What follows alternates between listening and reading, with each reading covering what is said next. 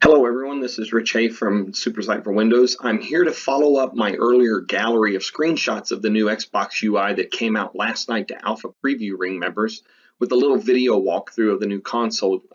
Lots of changes. They have completely revamped the homepage. It's much more customizable.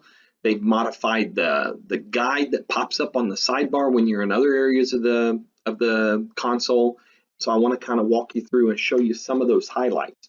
And we'll start right here from the main One Guide page. This is the new home page that is available to you. And by default, it's showing your background. Now you can see much more of your background photo, which is kind of a nice touch. Across the top there, you've got the most recent thing you did, the most recent app you used, which for me was One Guide when I started streaming this over to my laptop. And then you have a link to what some of your friends are doing, some suggestions for what friends based on your contacts and things like that, that you might want to look at, and then some savings on games or other things that are being featured right now across the Xbox store. So across the top there, you've got home, you've got Mixer has its own tab just like it did before, and you can go through here and find out who's streaming. You might notice that blue box, it's kind of got a glow about it. That's part of the Fluent design language that has been added to this console update. It's really nice, and you'll see it in other places as well. Over next to that is the community tab. This is where all of the stuff you'll be able to share things from your own timelines. You'll be able to see what's trending. You'll be able to see all the club info, and then down here, based on what you're subscribed to or what you're following, you'll see various updates from people. Such as this screenshot I posted this morning when I was doing a little work testing out this new feature. And you can see you get the glowing box around things, so you have the ability to move back and forth there. Oh, sorry about that, I went one too far. So we were on community, then we have the entertainment tab, and then we have the Windows Store tab. And again, you'll see that kind of highlighting there, that is Fluent design. But let's go back to the sidebar home. So this is the new guide, and this is a single page, and what you'll notice the big difference is that all the icons are across the top now for the various tabs and areas that you can access in the guide. So you no longer go down the side and go vertical, you now go horizontal, which actually matches with the main One Guide when you go from home to Mixer, community, entertainment, store. So you've got the achievement tab, you've got your multiplayer, you've got your people. These are all things you're familiar with. There's home with links to my games and apps, the store, and your pins right below it. And then you have the most recently accessed apps or games that you were using. And then down here at the bottom, you have the gold, and that's it. There's nothing more below that. So it's one screen deep. There's your communications tab where you can start new messages. You can see your messages from Xbox Live and other places. The broadcast and capture tab has been updated a little bit. And now this is where you can start some captures if you're looking to capture things on the console. And then all your action center is your settings, your notifications, and things like that, just like it is on the desktop. So if I go back and bring that up again, I can go to, let's say, my games and apps. This is going to look familiar to you, right? Because this is where all your games, your apps, your memberships, those things that you have downloaded before, maybe uninstalled or not installed yet, but are available, your updates in your queue. Now, what is pretty nice is one of the new features that has been made available here on the Home tab is the customizations that are available. So like I mentioned, across the top here, those are there by default. They're based on your usage and things like that. And in the top toolbar is your games and apps, and then your most recently accessed items, and then a couple links here to either sponsored things or your gold with games and gold discounts and things of that nature. From here on down, I can customize every item that is on my homepage. So here I've got posted ride to, and if you can see over here in the lower right hand corner that if I can edit block, and I can bring up the ability to move this up and down on my line of items. And once I'm happy with where it's at, I just hit the A button to confirm that. Now watch the background as I use the bumper buttons to move across these tiles. Oh, sorry, wrong one. Let me get to the right one. So you can see that very slight movement in the background. All right, that happens on all the game tiles that you plug in down here. And it's just a little subtle thing. It's part of Fluent design language, but it's one of those little subtle things that kind of enhance the experience. Let me go down to Forza Horizon 2. This is a great one for kind of seeing the same kind of movement, as you can see, but you also can see when I highlight a tile, it kind of blends out. That's that acrylic feature of Windows design, or the Fluent design language, that when they're going to use in Microsoft Windows, and they're already developing and using in other places like apps and the UI on Windows 10. So it's the same type of thing. You can see that feature, the combination of the blue glowing box around the things. You can see the acrylic feature down in the bottom of this box. And then when you select the smaller tiles, it uses that acrylic to highlight the text. Let's see what else I have down here. There's all my pins. So your pins can be placed here on the home page, and you of course can modify them like you normally can on the pins tab. And to do that, you go over here to pins and you push pins, and now here you can do different things.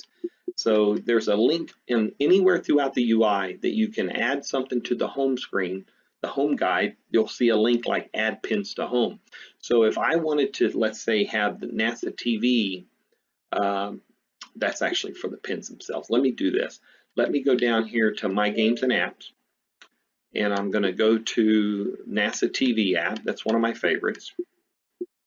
So there's NASA TV. Now if I use the menu button and I bring up the context menu, I guess this can't be added to, I guess only games can be added to games and contacts.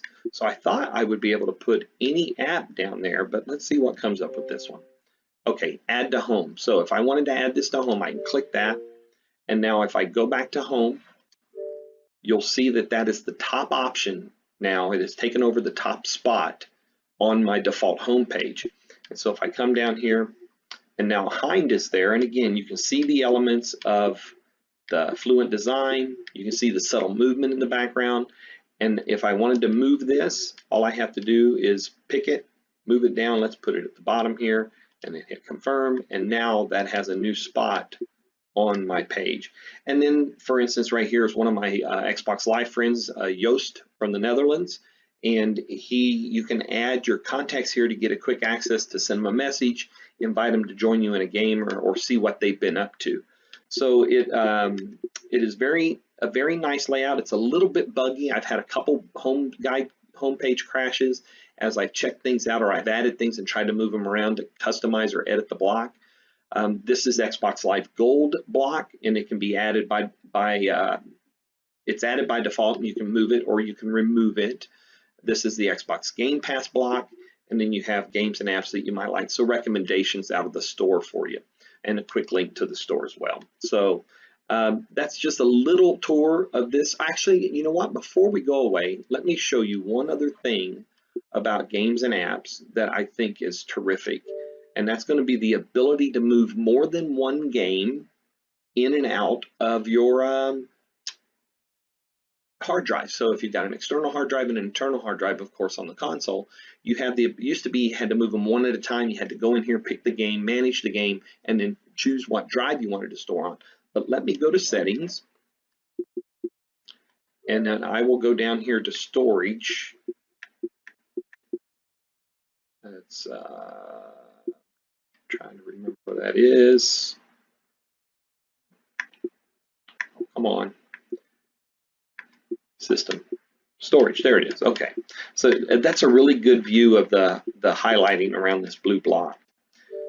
So I can come over here to the drive. Earlier today I moved some stuff to the internal drive from my external drive, but now, and here's the options you have: install here by default, transfer, or view contents. Well, I'm going to transfer, so it's going to bring up a list of what's installed on here, right? So let's just move something. Let's select all these things that I had moved over earlier, and then I'm going to go up here and I'm going to move selected. It's going to pop up a screen to confirm that I'm about to move these 13 things all at once, all being selected at once, and move them to my external hard drive.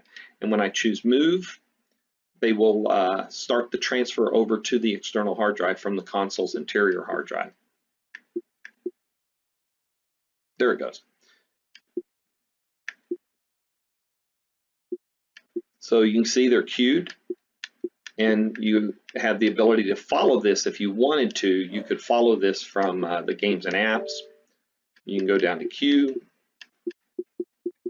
and there are the 13 items that are transferring over from the console to the external hard drive, all the different downloads and stuff that are there.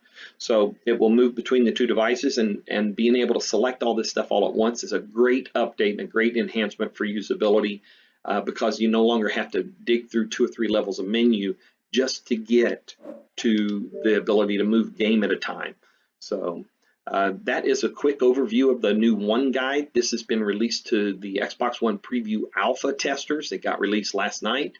What will happen is over the next few days, they'll probably evaluate some telemetry and decide whether to move it on out to the beta group, and then ultimately release Ring 3 or preview Ring 3 and 4 would get this at some point down the road as well.